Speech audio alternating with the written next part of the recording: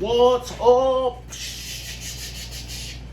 YouTube and Facebook friends, family, acquaintances, future acquaintances? What else? What did I miss? It is Friday. We're on Cruise News. What is this? Cruise News. I'll show my fat gut. Royal Caribbean shirt proudly today. Cruise News today. A couple things we wanted to talk about. One of my favorite things, eating. Couple things they have rolled out this week. Carnival has now put a limit on your fine dining experience. So we're going to call it an FDE. Your FDE experience just got a little different. Sit up. I'll sit up. I'll look official. Your FDE experience, fine dining experience, for those that weren't here a minute ago, just got a little different. If you're like me and so many of the other people out there, we're used to getting as much as you want to eat. You go to the fine dining experience, evening dinner, you can order pretty much what you want. You can order 2 entrees, 2 dinners, 2, 3, whatever. There have been times I've had 4 lobster tail during the lobster dinner. Last cruise I didn't have lobster because they didn't serve it, but I don't know. I need to find out if that's a 5-day cruise thing, if they still do it on the 7 days. But anyway, they have now decided for the FDS, fine dining, FDE, fine dining experience, or fine dining service, we'll do either one. They're now going to put a limit on your orders.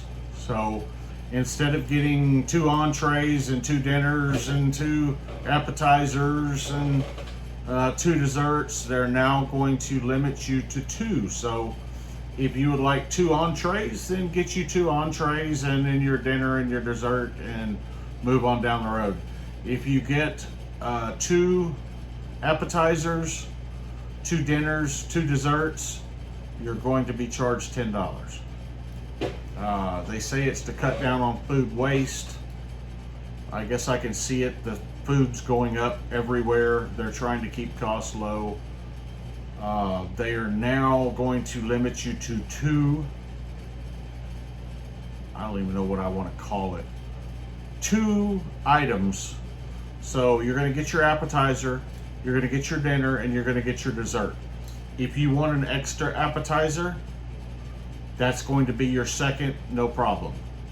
If you want a second appetizer, and let's say you want a prime rib to go with your lobster tail, that's going to count as an extra, and it's going to be $5 additional. So every time you go over your extra item, and that's 1 extra item, so if you get an extra entree with your dinner, that's 1 entree, you're fine.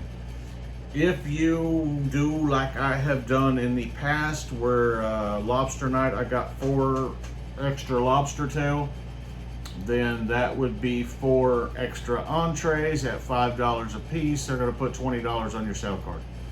So if you're going to eat crazy and try everything and really throw on the feed bag, then bring the Benjamins with you, because they're going to want some of them. I don't know. I don't think it's that big a deal. We just got back off a cruise the 1st of October.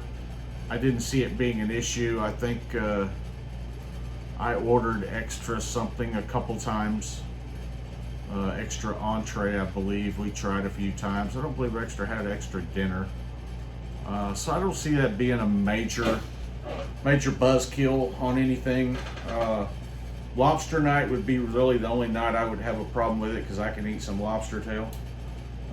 But other than that, the entrees, I usually stick to 1. There's usually 1 you can get. And like I said, if you're going to do the dinner FDE, fine dinner experience, you're going to have more than 1 night. And there is some repeats on there, especially if you like shrimp. The shrimp cocktail is on the appetizer every night.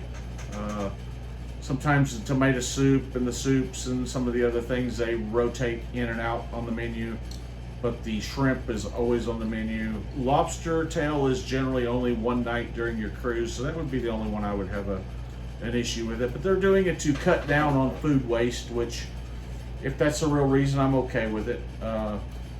Cruising has had such a rough couple of years. They're just trying to, especially in Carnival's press release, they're trying to cut costs where they can without raising prices. So the great news about that is the pandemic worries are kind of over.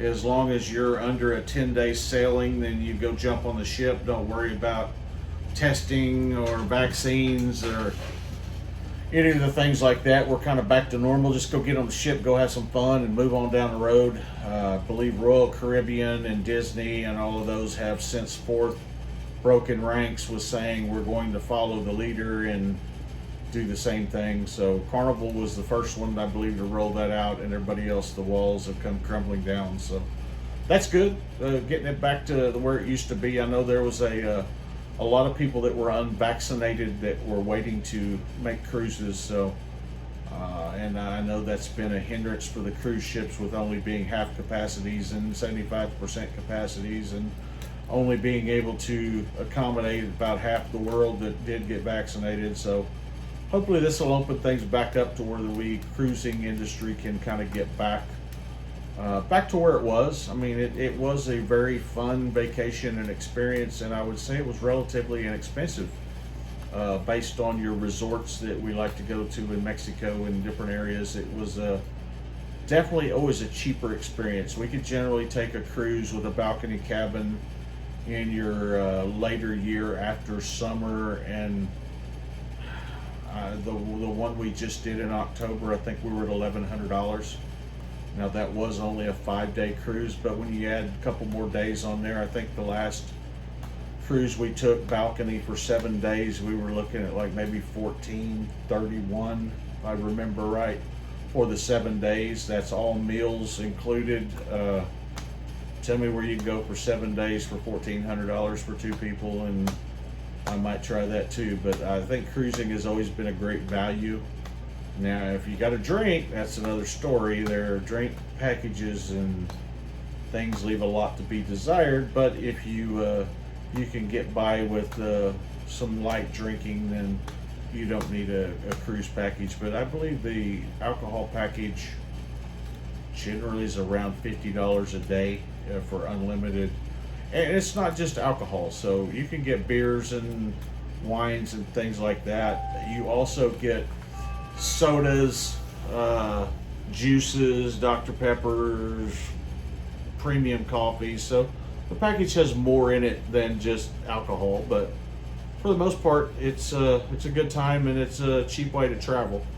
Our resort, the last resort we did here in July, I think we were about $3,000 with airfare, unlimited alcohol and food. The food was not the quality of the food you're going to get on a cruise ship. We did Carnival on the last cruise. You've got Guy's Burger Joint, which is incredible hamburgers if you like hamburgers. Their fries were out of this world. They had the Guy's Pig and Anchor barbecue, which the barbecue beans were just super. The beans were awesome. The pulled pork was awesome. All the barbecue was awesome. I mean, it's definitely a 10-pound cruise when you spend a week on a cruise ship. The resort we went to, Royal, I did a video on it. Grand Royal in Cozumel. Park Grand Royale in Cozumel, I believe. The food left a lot to be desired. It was not a 10-pound vacation. It was more of I'm going to get by vacation, and we ate out, which was better food than the resort. The resort had some different ideas on food. Now I did find something on every menu we went to there that I would eat.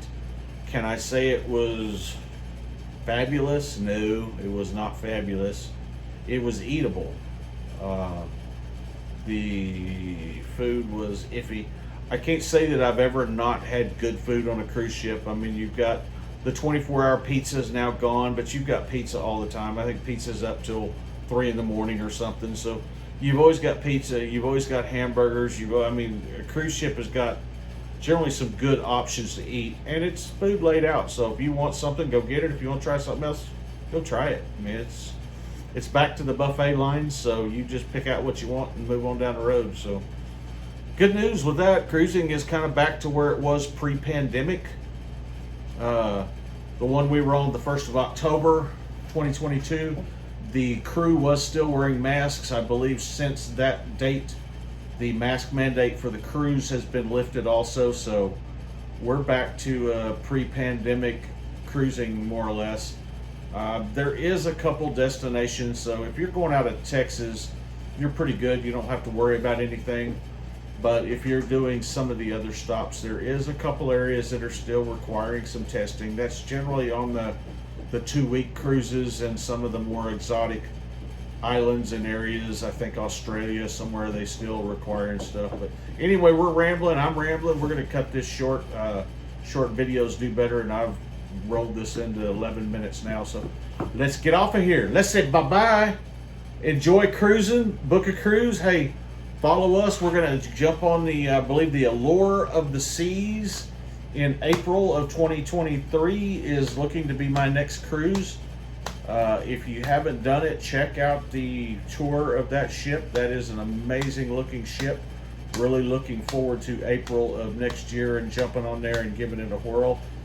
I've gotten to where we do exterior balconies looking over the ocean. I believe on this ship we are looking at doing a interior balcony looking at the I think they're calling it Central Park or Boardwalk on that ship. It's looking at the interior of the ship with a balcony, so that'll be definitely a different experience that I will take some videos of and get posted on here. So hang tight with us. We got a cruise coming up here in about 6 months, so we're going to count that down and get to it, and hopefully if we can do something before then, we're going to do it. And nothing else, we're going to bring you some more videos and talk, and anything you want to know, post it below. Hey, like, is it over here? Like, subscribe, let YouTube, Facebook know I'm hanging there with you and give you some valuable information. We want to try to grow this channel and get a big following and get a huge group on our next cruise here in April of next year. In case you don't know, I'm flipping these sunglasses. I got my hand in there. I got paper on my desk. It just keeps knocking it off. I got a stack of papers in the floor. But anyway, sorry, distracted. Yeah, jump on there, subscribe, like, give me a hands up. Leave a comment. You got anything you want to know? Anything? If you've been on the Allure of the Seas and got any great tips or ideas on where you would like to stay on the boat the next time, please follow up and let me know. Would love to hear your comments on that. Otherwise, bye-bye.